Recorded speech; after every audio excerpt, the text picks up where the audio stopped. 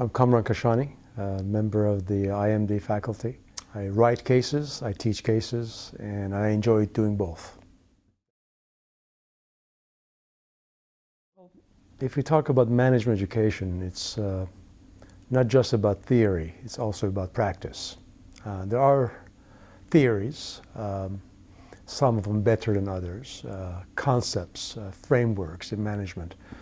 But to be frank and to be honest with ourselves, the theories out there in management don't address all the issues that real-world managers face.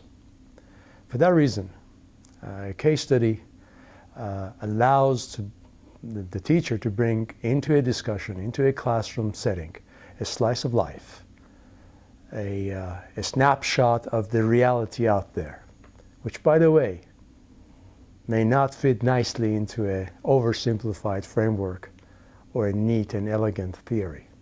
But that's education. It's good for the students to not only learn the techniques, but also learn to deal with the complexity that doesn't fit into a 2x2 framework or a 5-point framework.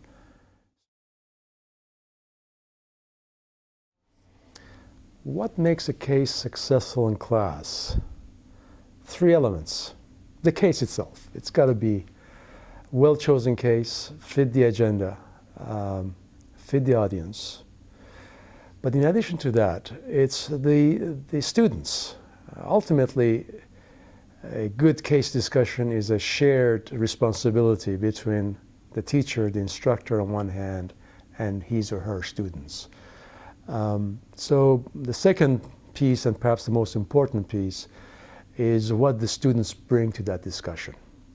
And of course, the third part has to do with how well an instructor facilitates the student contribution, and in that respect facilitates students' learning. Know the case, inside and out. Master the case. Know where the trigger issues are. Know where the exciting issues are. Visualize where the high points and the low points of a discussion might be. That's one key element. Know the students. Know where they're coming from.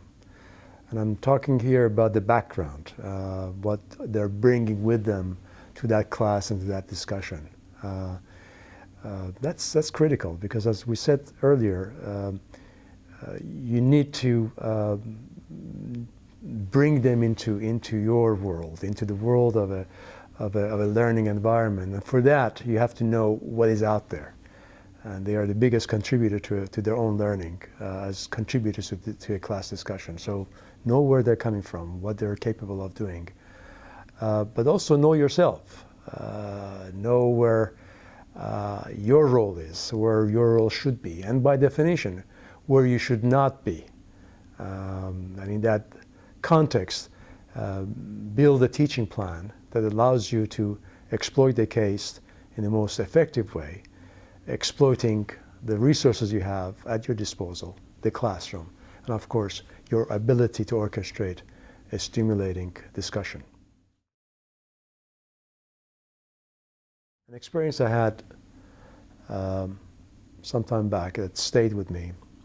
I was using a case study that I had written with a group of management educators. I was trying to illustrate for them how they could use such a case study on case teaching, for example. That was the context.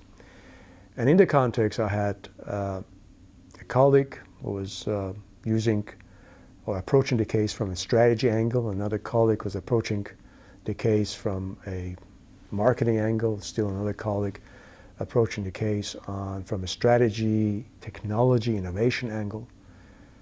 And at the end of this discussion, there was a participant, a gentleman from another business school, who shared the following insight with me. He says to me that when I came to this discussion, I thought this particular vehicle, the case study, was a marketing or strategy case.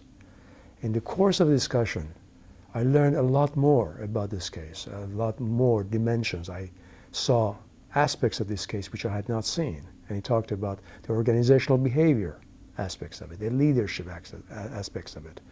And to me, that is the sort of aha, if you will, you want to create with your students. They come in with one frame of mind and they go out of the discussion at the end with a much more richer, broader perspective on that problem, on that issue. So to me, that's a powerful exercise and a powerful ending to a good discussion.